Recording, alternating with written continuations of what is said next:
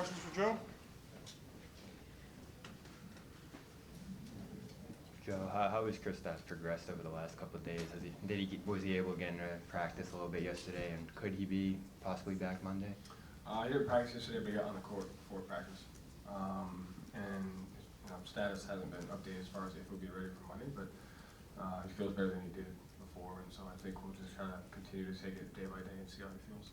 Got one more offensive rebounding question for you. You said it's a little bit of an adjustment for Al to be aggressive in that area. How has he adapted to that, and is it challenging for guys to kind of adjust their mindset to be aggressive in that area? He's been great. His crash rate is as high as it's been in a long time in his career, and he's gotten some really timely offensive rebounds. And so I think it's just a different identity. It's not something that we've stressed here as the Celtics since I've been here. So it's kind of the first year. And then I think it's also changing the perspective of what people think transition defense is. Like, they think your transition defense is worse if you just sprint back and don't crash. But I think crashing actually helps your transition defense because it forces the defense to go with you and have to try and box you out as opposed to leading out and getting to their spacing early. So I think there's a direct correlation between how good you can be transition defense-wise and crashing. Is that a number thing or something you've just seen visually? Which part? The correlation between the offensive rebounding and your transition. It's just kind of what you see. Like, if you're in a corner and you run back, the guy, whether he can test your shot or whether he's standing next to you, if you hold a second, he's going to get off and sprint. And so now you're in a 5-on-4, whereas if you go crash, he has to make a decision. Is he going to go with you or is he going to take off? And if he goes with you, then that's one less guy they have to get out in transition. If he doesn't, then you have an advantage in the paint for an offensive rebound. So it's just looking at transition defense as, it's not its own thing. Like, transition defense is usually a byproduct of shot selection, spacing, or not crashing. And we can make those offensive correlations to better our transition D, kind of, connects the game. Joe, along those lines, is there something about the style of play that allows guards to crash better nowadays than they may used to in the past? I don't know. I think it's more. I haven't seen one. I think it's just people maybe are used to seeing bigs crash, whereas we have guys like Derrick and Peyton that kind of sneak in there and get them. And most guards are usually either leaking out to get the outlet pass or sprinting to the corner. So I don't know that, but we have a bunch of guards that have a knack for the ball and like going, which is good.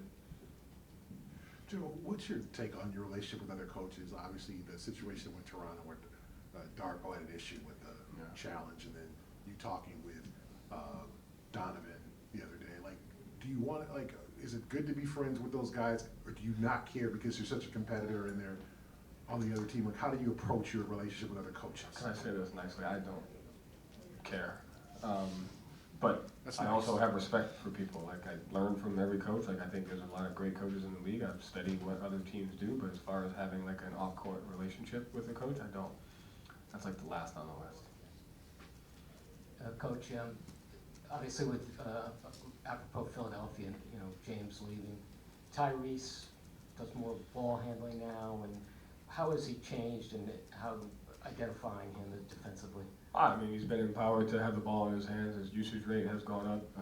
Half the plays are for him now. He knows where he's getting his shots. His sub-pattern is more conducive to his style of play, and so I think it's just made a night and day difference for the type of player that he is, and you can see that in his growth and his production. Joe, Derrick White leads the league in plus-minus per game, and the numbers for him off the charts, obviously. How does he do that? Why is he such a glue guy, and why does it work so well with this group, and so important for this group? Yeah, I think he's just very versatile. So, he has the ability to guard 1 through 5.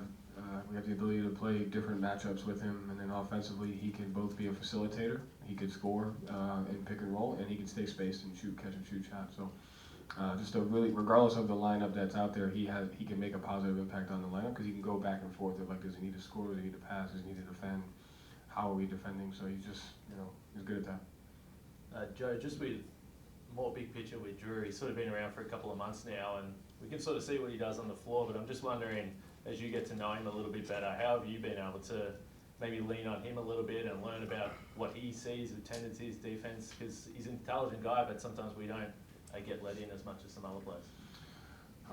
He's won a championship. He has a lot of experience. He's played for, he played for Doug Collins, so that was before my time. So that's how long he's been around. So he's played for a bunch of teams. He's played for a bunch of really good coaches, and so it just kind of constantly, I always like that with other players, regardless where they've been, to get perspective. What did you like about this coach? What didn't you like? What did you guys do well as an organization? Where would you have done it better?